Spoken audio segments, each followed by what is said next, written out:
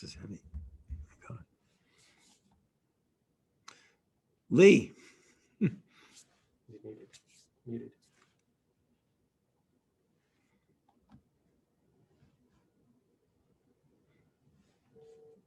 He doesn't know.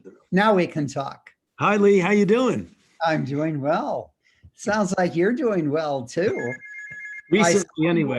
Rachel Maddow, as a matter of fact, and that was a wonderful session, I think. Yeah. Anyway, I'm looking forward to this, and my role, as I understand it, is one, to introduce you. Now, I think you need almost no introduction. It's two, to give you this Luminary Prize. And then finally, it's to go on and start asking questions about the fascinating life you've led both before and after COVID. So I think this is going to be fun. Good. Look forward to it. So let me talk just a little bit about your background, Tony. You're now director of the NIAID, National Institute of Allergy and Infectious Disease Institute at NIH. You cover a broad spectrum of immunologic related diseases, and you have a budget this year, I understand, of $6.1 billion. So you have the ability to make things happen in an exciting sort of way. You have actually advised 7 different presidents, as I understand it now. Quite a remarkable accomplishment. You've been longtime chief of the lab of immune regulation and made fundamental contributions in that area. And of course, you have made a very distinguished set of awards beyond the one we're going to give you today, including the National Medal of Science, the Korber Medal of the Association of American Physicians, Alaska Award, National Medal of Science, and on and on. So it's been a really illustrious career.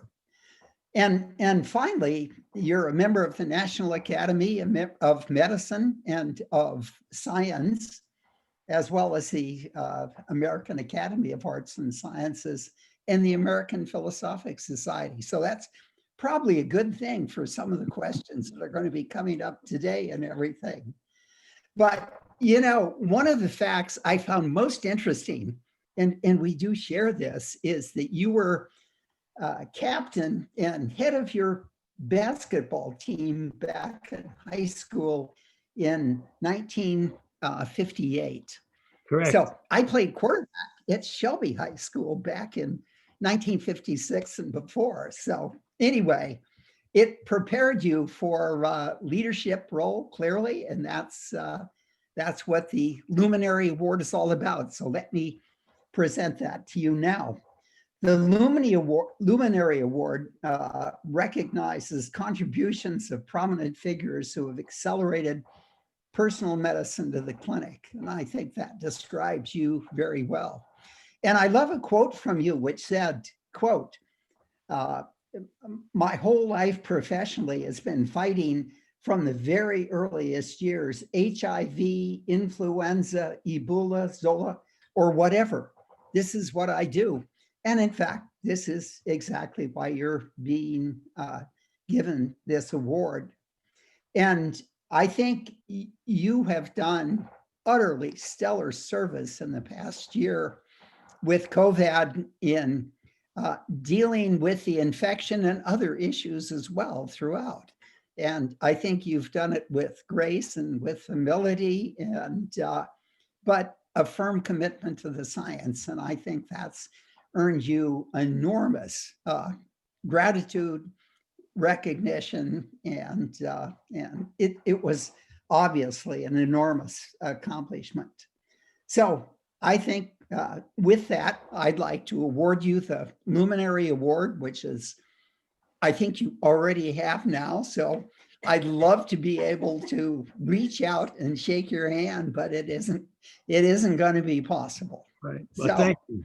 Thank you very much, Lee. I really appreciate it. It's really a great honor to receive this, but particularly from you, a scientist of such extraordinary accomplishments. I couldn't help but remember, you probably forgot, but when I was a first year clinical associate, that was 1968, 52 years ago, when I came in John Johnson's laboratory, there was a journal club, which was you, Henry Metzger, John Fahey, John Johnson, and you invite little old me, who was a first year fellow, to join with these big superstars at the NIH.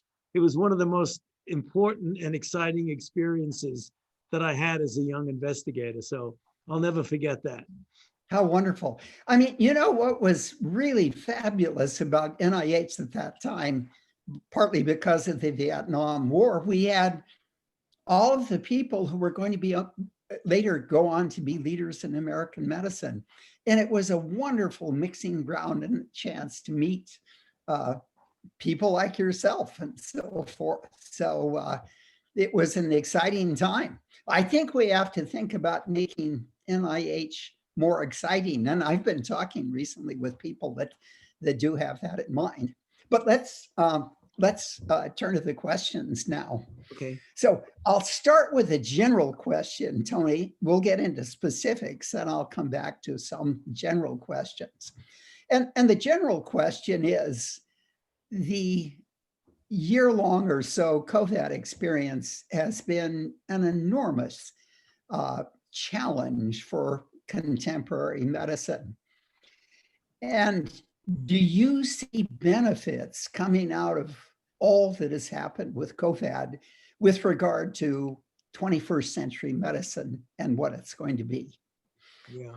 Well, a couple of things come to mind, Lee. Some are in the arena of public health and some are in the arena of what you and I think classically of as science. And I think one of the things that's so clear, specifically in infectious diseases, is how we showed that the investment in vaccine platform technologies, together with prototype pathogen studies, where you can extrapolate within families of microbes, how we did something within the context of a horrible pandemic of historic proportions to go from the availability of a sequence on a database of a brand new virus to having a phase 1, 2, 3 clinical trial and have a vaccine that's highly efficacious go into the arms of individuals in about 11 months. You know, when you and I were at the NIH together, this would have been unimaginable that we ever would have been able to do that.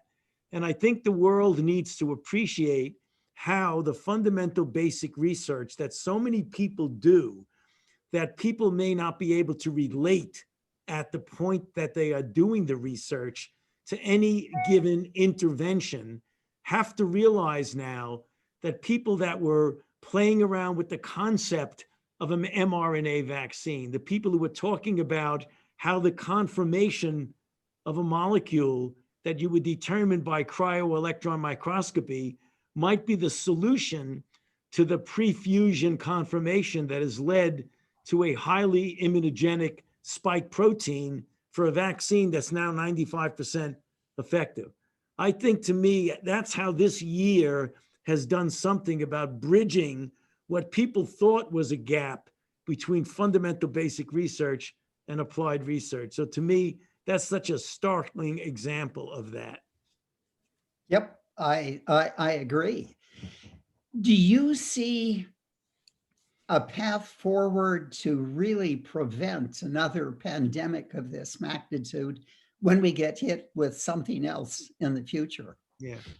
Well, you know, I can tell you that, Lee, if we do lessons learned and have some degree of corporate memory, we should be able to, you know, we've always said you'll never prevent the emergence of a new microbe, but you can prevent that emergence from becoming a pandemic, or you would have in place the capabilities of responding to it. And I think that a lesson learned now is that this is the third pandemic of a coronavirus. Go back a few years, SARS-CoV, the first SARS, was in 2002. Prior to that, coronaviruses were insignificant common cold viruses that essentially accounted for maybe 15 to 30% of all the common colds that we repetitively get. Now that it's clear, given the animal reservoirs, that these will be with us, they're in bats all over the world, that the time has come to develop what you would be referring to as a universal coronavirus vaccine. And that's not going to be very difficult given our technologies. Even now, as we're speaking, we have a very, very efficacious vaccine, 94 to 95%. Yet, as you could have predicted, knowing immunology the way you do, that pressure of the immune system on circulating isolates, now we have isolates in the UK, which are different, much more transmissible. And now the Brits have shown it's a bit more lethal, but a really troublesome set of mutants that have a new lineage in the Republic of South Africa that have diminished somewhat the efficacy of vaccines. Thank goodness it's still within the framework of efficacy, but it has brought it down a bit. We should now, with our technologies, not have to worry about that. We should have a vaccine as well as universally applicable antivirals that we could use for the next outbreak. And I would be really disappointed if, when this is over, we don't put together a bit of a commission and codify the things we need to do, as opposed to saying, well, we got through that, now let's worry about the next problem.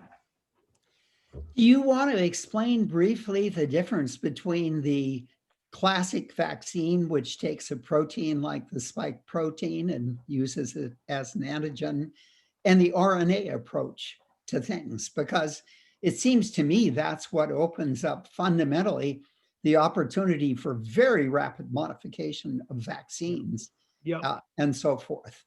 Yeah, so there are 3 platforms that are now being actively pursued for COVID-19.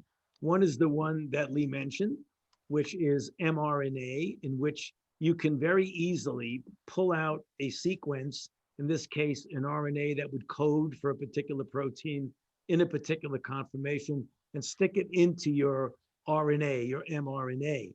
If you need to change it, it's really simple. You just pull out one and you stick in the other. It's kind of a pull and plug and stick it in. Whereas the standard way, where you develop the protein and you have a protein and give it together with an adjuvant, you would have to develop an entirely new protein to be your immunogen. Whereas here, all you need to do is switch sequences.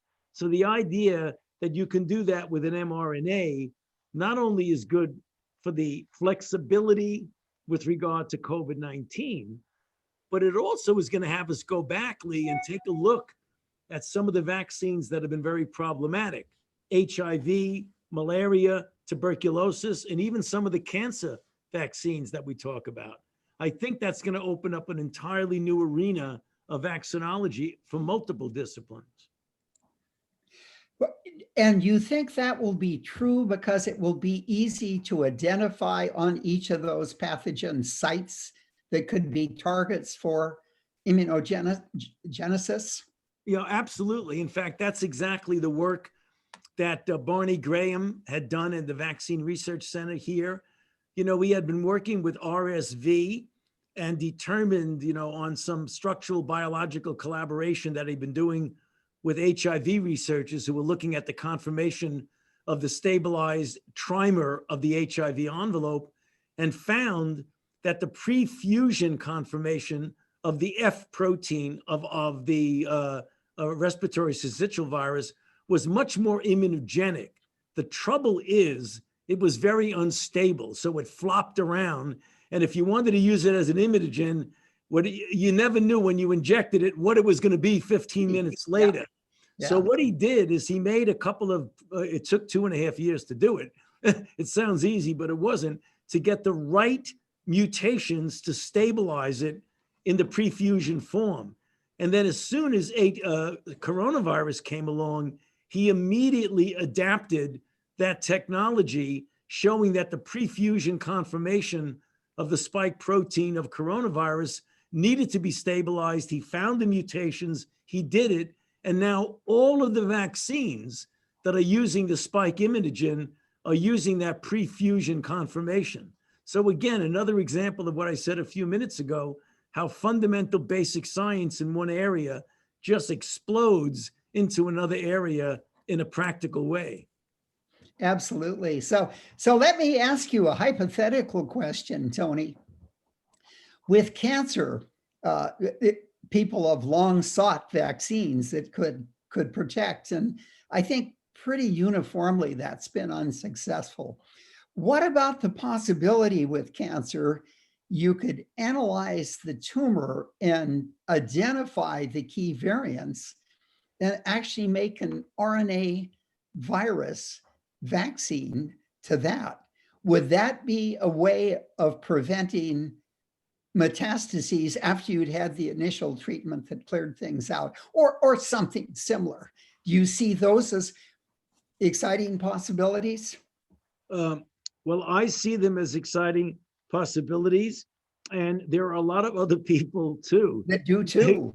Yeah. Yeah. No sooner did it become clear that mRNA was really, really good when it came to the efficacy, that people who think well beyond a given infectious disease were all light bulbs were going up and people were jumping all over it. So I think you're going to see a lot of what you're suggesting, Lee, right now.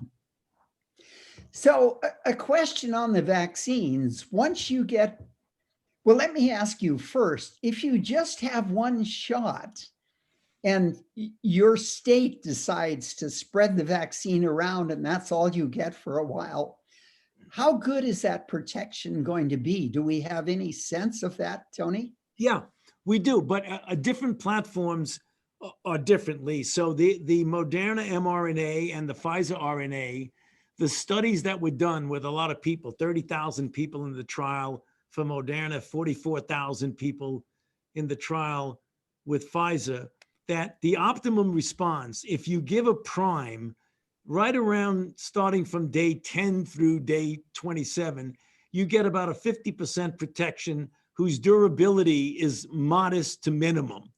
When you boost on day 21 with Pfizer and day 28 with Moderna, right around 14 days, 10 to 14 days later, you get a 10-fold increase in neutralizing antibody that's durable for at least, well, I say at least 6 months, but it may be a few years for all we know. We've only documented it for 6 months.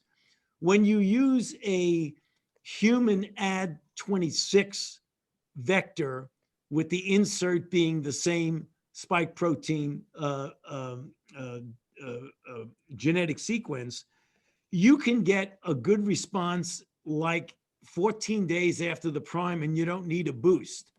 Now, J&J, which is the company out of Janssen who's doing the Ad26, are going to also do a study with a prime and a boost.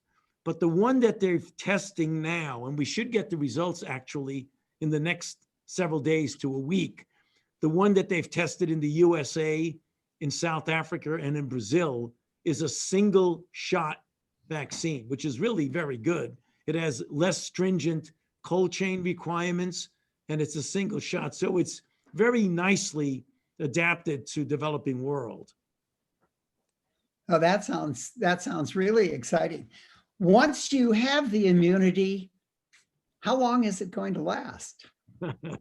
That is the key question, isn't it? No, it's a key question, Lee.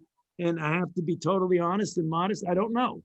I really don't know. But one of the things that is, I would say, a little bit, I wouldn't say disturbing, but enough for us to be careful about, is that if you look at the common cold coronaviruses, there are 4 of them that account for about 15 to 30% of all the common colds we get every year. The immunity to that does not last very long because people get infected, reinfected with the identical, genomically identical virus, which means that at least for the common cold virus, protection doesn't last that long. That may be, Lee, because it's an upper respiratory and doesn't become systemic. So I Mhm. think that's the thing that makes me less concerned about it. When you get vaccinated, you get a systemic response, not just an open upper airway response. So right now, what we're going to have to do is just follow it. The studies go out for 2 years.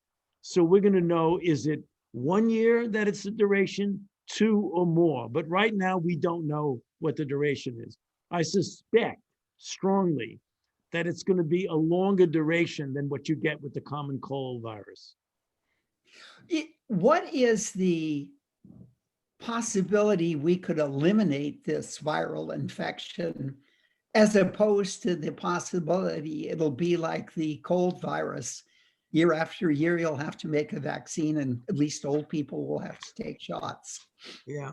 I think that's going to be dependent on something that's always been a problem, and that is getting a substantial proportion of the world vaccinated. I mean, we figured out, and it was an estimate, I think it's correct, but I'm not sure, that if we get 70 to 85% of the country of the United States vaccinated with an anti-COVID-19 vaccine, that we will develop a degree of herd immunity that the virus itself really won't have any place to go, because there'll be very few susceptible hosts in the population. And those that would be susceptible would be protected by the herd effect of the fact that the overwhelming majority of people are vaccinated. But you're not going to crush it, Lee, the way we did with smallpox and the way we did with polio, unless you get a multi-year global vaccination campaign going. So that's another example of why you've got to get many companies involved to make a vaccine that does not have cold chain requirements, that you can give cheaply and easily throughout the world. Yeah, I agree. Now, I'd like to return again to this question of the variants that have arisen and how effective the protection is going to be against those. I read just in the paper this morning that with the Moderna vaccine, it looked like the antibodies that were produced were 6 times less effective against the variant than they were against the initial infecting agent. And what are your thoughts about that? Well, okay, so there are at least two, and maybe more, lineages that have multiple mutations that we're concerned about. The one is in the UK. That apparently has minimum negative effect on the efficacy of the vaccine-induced antibodies, either for the monoclonal antibodies or for vaccine. It does have an increase in transmissibility, and most recently, the Brits have shown that it might increase lethality a bit. The thing that's of concern is what you mentioned, is the South African lineage, the 135. What that is, as you said, about 4 to 6 times diminution. The good news, if you want to call it good news, is that the cushion of efficacy for the vaccines against the South African mutant is high enough that even with a diminution of 4 to 6-fold, you're still within the protective range. So it's, we're still protecting with the vaccine, but whenever you see something that could diminish by 5 to 6-fold, you got to really be on it, because even a little bit more evolution, Lee, as you well know, and then you're right over the limit and you're in trouble. For that reason, what the companies are doing, certainly Moderna is doing it, is already starting to make variants with a booster, getting the mRNA and sticking the insert that codes for the RSA, the Republic of South Africa mutant, and start to make pilot lots of that right now to test for safety and immunogenicity. I mean, would a strategy be to mix together vaccines that covered several types so you'd have a broader spectrum of protection? Or would that diminish the immune responsiveness to any one of the types? I don't think so, Lee. I think that what you said is exactly where we should go. You should make a bivalent or a trivalent vaccine. Yeah. just the Yeah. way we do with pneumococcal pneumonia. Yeah. Now, I think that could be very powerful. So another question, Tony, we only talk about antibodies when we talk about vaccines. What's happening with T cell immunity? It seems to me that is another area that could be very powerful if appropriately activated. Yeah, and we know we activate it. We don't know exactly because, as you well know, it's so easy to measure antibody titers and get a correlate of immunity. It's more difficult and cumbersome to take a look at a whole variety of T cells, CD4 and CD8 responses. But there's no doubt that these vaccines do induce immunogen-specific CD4 and CD8 cells, and we know that. What we don't know is what the ultimate role is. It's got to have a role. We know that from so many other I diseases. agree. I mean, I agree. can't imagine it doesn't have an important role. Yes. I think one of the opportunities that comes up is there are new single cell technologies that really may let us sample very easily from individual patients, their white blood cells, and say, this is where you are. Right. So, I mean, I think some of the technologies are really going to change things in major ways. Yeah. Shane Crotty and Alex Sete at La Jolla are doing that full time now. So they're not the only lab. There's a lot of other labs that are looking at that. So Tony, I think what would be useful is, could you give us a breakdown of the therapies that you think have been most effective in dealing with COVID, to the extent we know them? Because in the popular press, that has not been discussed very much. And we've heard hydroxychloroquine, we've heard a lot about that on both sides. But what about the other ones, the anti-IL-6s, the antivirals? And we have good examples of where they're being used. I'm just wondering how effective they are. You know, we don't have any knockout punches like we have with the triple combination for HIV, that when you give, you can essentially bring a viral load down to below detectable level, to the point where you not only lead a normal life, but you don't transmit to anybody else because it's a chronic infection. It's quite different. You know, HIV, you drop the virus down and everything else gets better. Here with COVID-19, there are so many secondary hyperinflammatory, aberrant inflammatory responses that you see, the mechanisms of which, Lee, we still are not quite sure of, how you can get an aberrant triggering of an immune response. But in that context, as simple as it sounds, the treatment that has definitively shown to be the best is in hospitalized patients on ventilators or requiring high flow oxygen, dexamethasone, 6 milligrams a day for 10 days, decreases the 28-day mortality significantly. Then you get to others that you were referring to, and there's variable results. When it's done in a randomized placebo-controlled trial, generally doesn't show a good effect. When you have observational and other studies, things that block inflammation, whatever they are, IL-6 receptors, things that are blocking JAK kinases, and all the kinds of things that are downstream from, they seem to have an impact. The thing that we really need, Lee, is we need drugs that can be given early on to prevent someone from advancing, as opposed to treating them once they've advanced. You have monoclonal antibodies that have got emergency use authorization. The trouble is, because they're required to be given intravenously, you tend to treat later than you should. If we had the logistics of an infusion center, that if you got COVID and you were getting symptomatic, you could go in, get an infusion of either gamma globulin or convalescent plasma or antibody that's a monoclonal antibody, the results would probably be more striking right now. It's very interesting. They work only for people who don't have a good antibody response of their own. If you develop a good antibody response, convalescent plasma doesn't work at all because you already have your antibody response. So Right. you have convalescent plasma, monoclonal antibody, and now what we're really trying to do is make a major investment in direct acting antivirals, some of the enzyme inhibitors of the replication cycle. You know, I was really shocked, I guess, to find Trump seemed to recover so effectively from COVID. So, did he get all the possible treatments that one can get? Was that the reason his response was so effective, or do you know?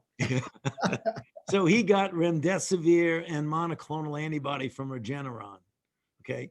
And he claims that it was like magical medicine. It made him all better. The only trouble, Lee, is that N equals 1.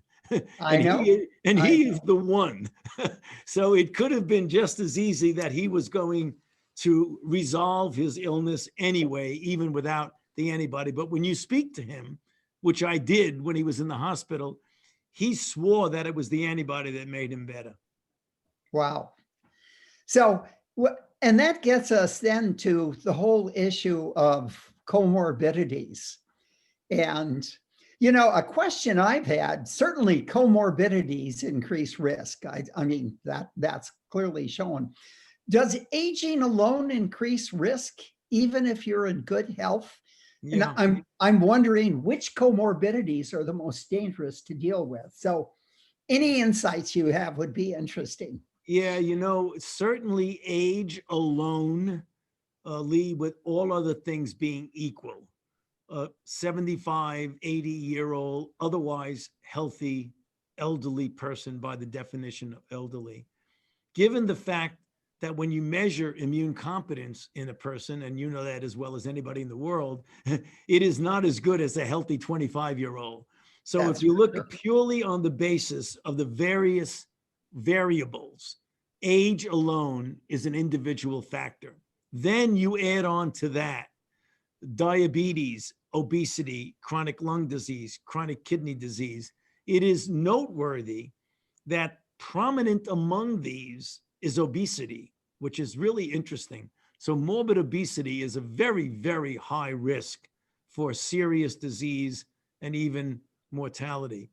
That gets us to the interesting situation of the disparities of health in the country, because brown and black people, people who are of the minority group, not only do they have a greater chance of getting infected on the basis of the jobs they generally have out in the community, not being able to get behind a computer, they get more exposure. But when they do get infected, because of the higher degree of hypertension, diabetes, obesity, and chronic lung disease in the African American and to some extent the Latinx population, that's the reason why the hospitalizations are multifold greater in that group, and the deaths are about 2 to 3 times greater. Do we have any idea why that is? Is that a less effective capacity for presenting antigen because they have different antigen presenting molecules and so forth? Or is there any clue whatsoever? There's no clue whatsoever. You could get more generic and say, well, people with diabetes don't fight infection as well as those who don't have diabetes. I guess you could make that extrapolation. The thing about obesity, I think, is a mechanical issue, because we have known, interestingly, that when people are having respiratory issues with COVID-19, if you turn them over and prone them, it's like better than putting them on a respirator in some respects. I mean, it's much, much easier, likely, for the diaphragmatic movement. So that's the same thing, that when you're obese, you have a real difficulty in the free flow of the diaphragm moving up and down. So I think it more is a mechanical issue when it comes to obesity, but more of a metabolic issue when you get to diabetes. I see. What about the racial disparities too? I mean, clearly comorbidities are a part of that, but is there fundamentally more than that, do you think, No. Tony? There is no evidence, Lee. It's an obvious good question. There's no evidence that race in and of itself makes a difference, because thus far we could not figure anything out, because, as you know, the difference genomically, one race to another is pretty small. minuscule. Yeah. It's minuscule. So what it is, we don't know. But certainly the comorbidities are association with the social determinants of health. And when you look at that, look at minority populations and look at the things that they are exposed to or not from youth, not good medical care, not good healthy diets, all of those things create those comorbidities that don't have to invoke race, except in the context of the association with poor economic status that allows you to have these social determinants of health. Yeah. So let me ask you about diagnostics. It seems to me one of the keystones of being able to deal with the pandemic from day one has been lots of assays to determine whether individuals did or did not have COVID-19. And I think even more so now that we're going into second or third waves or whatever we call these things, and especially with the variants where we'd like to look at those. I remember we started an observational clinical trial at ISB using very deep immune phenotyping, which has had, this was headed up by Jim Heath, and they've had really fascinating kinds of results. But I argued that I thought from day one, we should be doing every viral genome sequence so we could see just how this whole thing was evolving, because we knew it would evolve for sure. And it seemed that that wasn't something pushed in the US at all. Do you have any sense of why that might not have been? And of course, now we're in a real spot because we can't begin to do what we should be doing. Yeah, that is, I think, an somewhat inexcusable deficiency that we've had. I mean, the Brits, as you probably know, do many fold more sequence surveillance than we do. We really have got to build that up. We now are much more doing that where the NIH is partnering with the CDC. It's still the major responsibility is the CDC. But one of the things we have in this country that they don't have elsewhere is that we have this independent groups. You got the Broad doing what they do. You got Illumina doing what they do. You got the NIH doing what we do. Instead of having everything going into one database, you have to go searching around for it.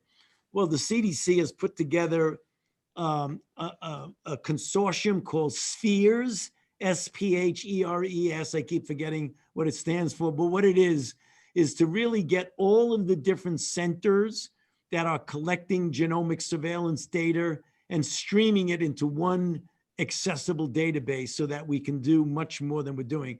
But you're absolutely right. And the reason it comes back to bite us, Lee, is because people say, do we have the lineage that's South Africa and the United States?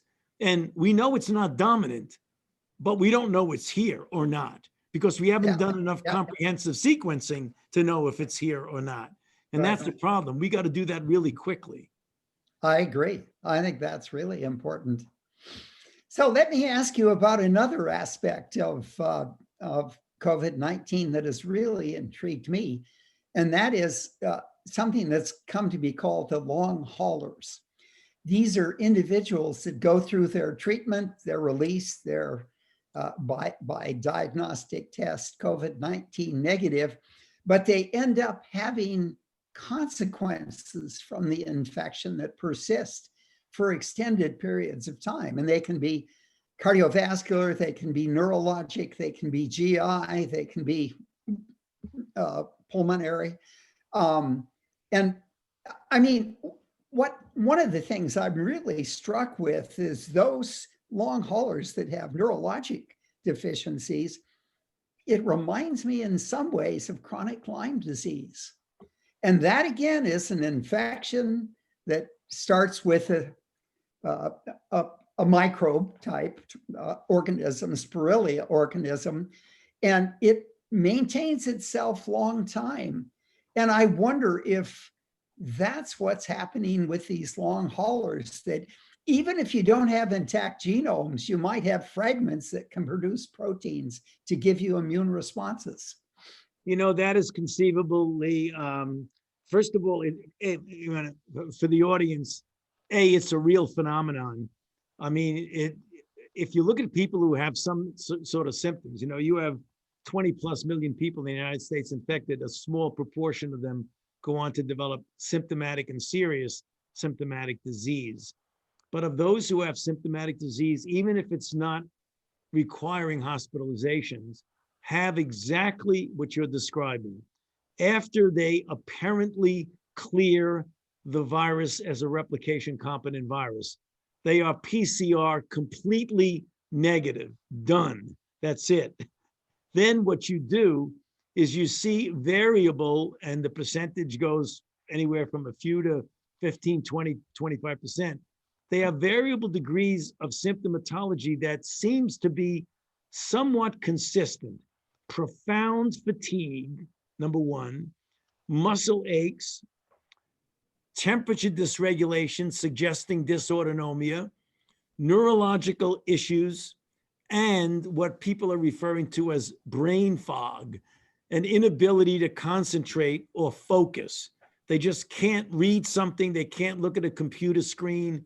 They have real difficulty. And you're absolutely right. It smacks clinically. It may be mechanistically different, but it smacks clinically of Lyme disease or the post-Lyme persistent symptoms, as well as myalgic encephalitis chronic fatigue syndrome. Right, absolutely. People get upset when you say that. I'm not saying that it is myalgic encephalitis, but the constellation of symptoms that are unexplainable are quite similar, quite similar. Yeah. So what do you think the way forward in dealing with this is going to be, Tony? Well, I think what we need to do is to get cohorts, large cohorts, find out some fundamentals. What is the prevalence of this? What is it? 2% of symptomatic people, 10%, 15, 20%. Then we've got to do, as you know better than anybody in the world, we got to do some deep phenotyping on them. We've got to find out everything about them. What are their inflammatory markers? Do they have any? What are, single cell expressions, of genomic expression at the very sensitive single cell level? That's what we've got to see. I mean, things that we haven't done. We've just looked at them clinically. We haven't done the kinds of sophisticated analyses. We have a study right now. We did a workshop on December the 3rd, December the 4th, trying to get people from throughout the country to have ideas about that. We're going to ask the Congress for significant resources to utilize some of the cohorts that we've put together for other diseases. The all of us, a Framingham type approach to take a look at that to see what is the commonalities there. Are any mechanisms of pathogenesis that we can determine? That's going to be fascinating. The observational trial we did actually looked at 5,000 single cell analyses from each blood draw for each patient. And with deep transcriptome analysis and more recently epigenetic analysis, you can define what every single cell is and its activation state. And because we looked at different time points, you can see trajectories of the disease, the drug response, the patient response, and so forth. So I think these single cell analyses are really going to be transformational in the future. And that's what we mean by deep phenotyping. Right. And we are going to try and do long haulers in exactly the same way. But so I think we're just going to learn a tremendous amount about this disease. There's no question. Right. How do you have a clear idea of what's going to happen with COVID? And I guess the key answer is can we get things under control or not? But I'd love to, where are we going in the future?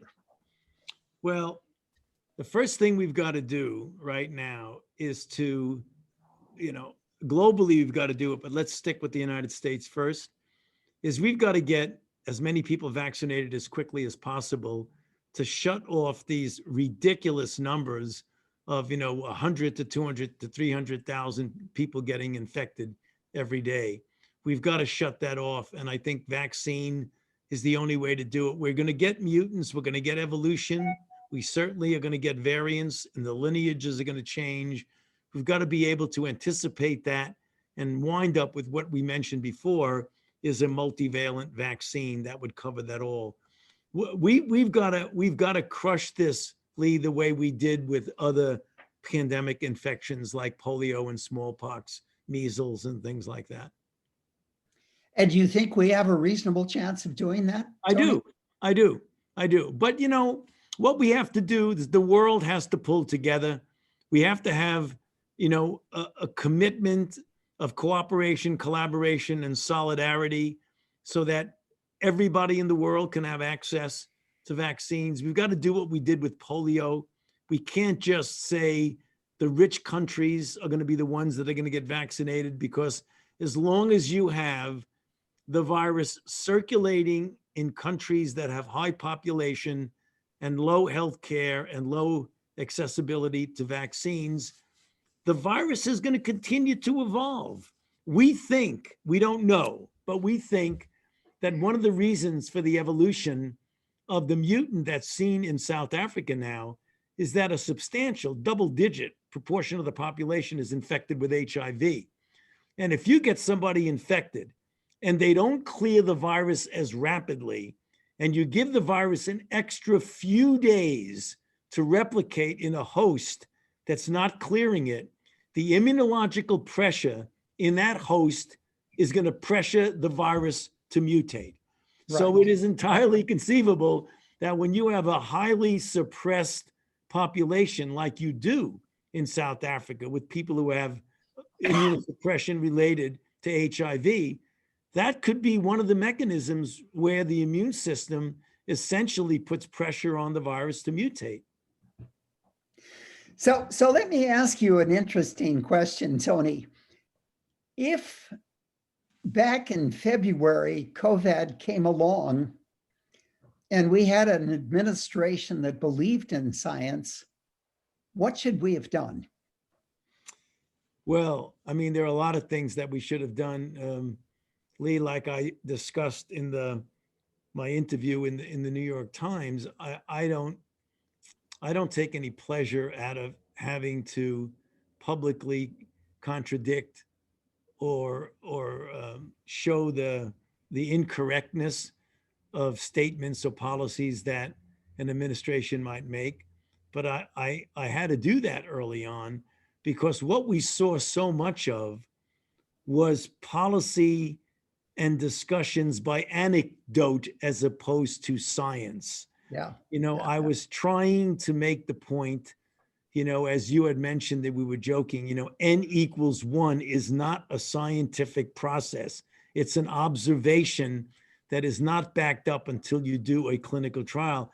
So we were having people, and we didn't even know who they were, friends or acquaintances who would phone in, access to the highest office in the land, say, hey, I just took this and I got better. Then all of a sudden, now, wow, that must work.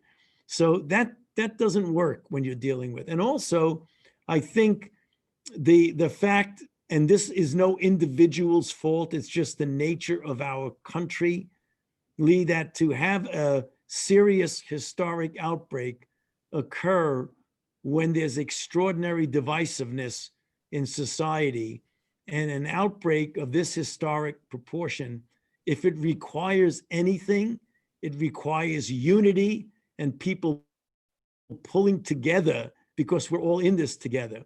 When you add the divisiveness, the political divisiveness that occurs, where wearing a mask or not becomes a political statement, that is antithetical to how you should be responding to a public health crisis. And that's why we are where we are. That's why now but let me go back to my question and say, let's suppose Biden is president in February and we're facing what we face. What could we have done then, you think, that would have, there are a lot of obvious things, but I'm just curious what you think would have been the most important things to do. Well, there were several of them. One is to admit, as I've said publicly, the only way that you were going to fix a problem is when you own the problem. So if you have denial as to the existence or the seriousness of a problem, you'll never fix it. So one of the things that didn't occur was there was many respects, as you know, it's public knowledge now. I would be saying we're in trouble. We need to double down. These are serious situations. And then you'd get a statement from above that would say, oh, it's going to go away like magic. It's not going to go away spontaneously. And I think one of the things we have now, it doesn't mean we wouldn't have been hurt badly, because every country in the world really has gotten hurt badly. So I don't think it would be a magical turning around with a different administration, but it would have been different. Because, one of the things that we're addressing now that I always found throughout the months that we went through was that the dissociation between the federal government and the states. The federal government shouldn't fix local problems, and local should not be left on their own to do it on their own. There should be a synergy, a cooperation, and a collaboration between the federal government and the states and the cities. And we didn't have that. We had such a, federalism, which is the form of our founding fathers, works really well under certain circumstances. But where it doesn't work well is when you have a communicable disease that's highly transmissible. Because although a state like Louisiana versus Mississippi versus Alabama versus Florida like to do things that are different depending upon the specific nature of their state. The virus doesn't know anything about the border between those states at all. So there needs to be a certain degree of commonality, of plan, of purpose in how you're going to address an outbreak. You can't have one state completely ignoring issues like mask wearing or avoiding congregate settings, and then you have another state doing something that is trying to contain the outbreak. It's an infectious disease. It's going to find the vulnerable parts in society, and then you're going to have an outbreak that just goes on and on and on. And that's unfortunately what we've had. So what's your projection about whether or not such an alliance can be forged effectively? You apparently had recently a call reconnecting us with WHO and so forth. I would guess they were really responsive to us coming back into the fold again. They were delighted. And that was something that was really very important, that we did that. But I'm more concerned about within our own country. Even though we have now an administration that admits this is a really serious problem, realizes that science is the way out of this, that we need to follow consistent public health messages like mask wearing and things like that, still, there is a degree of divisiveness in the country that I think is going to make where we want to go. The question you've asked me, what's going to be success? It's going to make it very, very difficult unless, and I hope, that with all of the deaths and the suffering that we've seen, that somehow that divisiveness gets put aside and we say, I know we're going to have ideological differences. That's what makes this a vibrant country. But let's not be so divisive that we're letting a viral enemy win this war. That's the thing that's so discouraging. No, I agree. One of the statistics I've always thought was really striking is COVID has now killed more Americans in more or less a year than World War II did. Yeah. That is just think about the loss that we've had in that context. And yet I wonder whether you can meet and change the minds of the naysayers. I think that's going to be an enormous challenge. Yeah, it is. And that's the thing. If you ask me, of all the things that trouble me and cause me anxiety, it's just what you said, Lee, just what you Yeah. said. Yeah.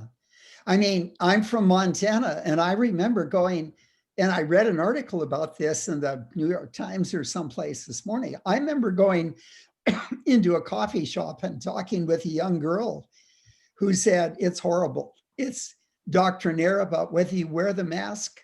Our coffee shop requires that you wear masks, and people will come in and fight with me. And she said, it's so wearing. Every day I have the same people fighting. And it's how you reach across. I mean, one way you can reach across is, at least if we get good science education in the schools, maybe we can start with a longer term view of things. But boy, changing adults' minds is something I think is one of the grand challenges of society. Right. A grand challenge is a right terminology, Lee. Yeah.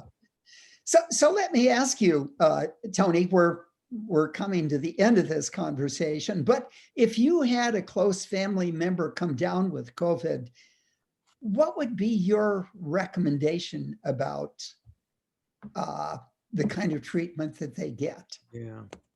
Yeah. Right now, if it was someone who came down with an infection and was symptomatic and you could get them right away, I think the potential for monoclonal antibody, I think, is probably the best thing that we could do to get something that attacks the virus early. If I found out that they were acutely ill and they were in a hospital, I would get them anti-inflammatories, either dexamethasone, um, one of the blockers of IL-6 or cytokine, something? yeah, things like Yeah, that, but mostly yeah. dexamethasone. Yeah. Uh-huh. And do you think there's been an improvement in the treatment overall as we've learned? Because it seems to me the respiratory frequency has gone down and Oh, yeah. earlier control is how have you seen it changed? Yeah, I mean, putting aside the actual specific medical interventions like steroid, remdesivir, IL-6 inhibitors, things like that, the experience in how to take care of this brand new, somewhat puzzling disease has allowed us to do simple things that actually have made the mortality go way down. For example, when people would begin to become in respiratory distress, we would immediately put them on a ventilator. We find out now that sometimes that's the worst thing First thing that you you can can do, do. Yeah. right? You want to give them high flow oxygen, position them in the prone position so that move air better. And you find out that they do much better and pull out of it much easier than when you start to ventilate them. So those kinds of things that you do, and better ICU care. You know, it was the same thing, Lee, when I was taking care of then AIDS patients, even before we knew it was HIV and before we had any drugs. Even with no new interventions, you learn how to take care of really desperately ill people who are ill with a particular disease. You just get experience and you get really better at it. Do you think that there are gaps in the education of medical students with regard to infectious disease? And I know the answer is obvious to that, but what should we go about? How can we go about fixing that? Because these aren't going to go away, as I think we all agree these days. Well, I hope that there is a greater interest on the part of students and interns and residents for infectious disease. I think, if anything, these outbreaks and pandemics that we are experiencing are telling us that we need to do much more in the arena of infectious diseases. So the answer to your question, even if I were not the director of the Infectious Disease Institute, I think I would have to honestly tell you that I don't think we're spending enough time on infectious diseases. Yeah, yeah. And I guess that also relates to understanding immunity better than most medical students Right, understand right. it too. Indeed. Yeah. So Are there I any, think I have to run, Lee. My staff is telling me somebody. I have Okay. to leave. do you want to make a final one-sentence statement or two? It's been a terrific interview, Tony. Thank you very, very much. Congratulations on all you've endured and how effectively you come out of it. And I hope you can change the world. All right, thank you, Lee. My only closing statement is that it's always a great pleasure to be with you and to interact with you. And thank you for giving me the opportunity to be with you and engage in this enjoyable and a stimulating conversation. Thank you. Okay. Take care. Cheers. Bye-bye. Bye-bye, Lee. Take care. Take care.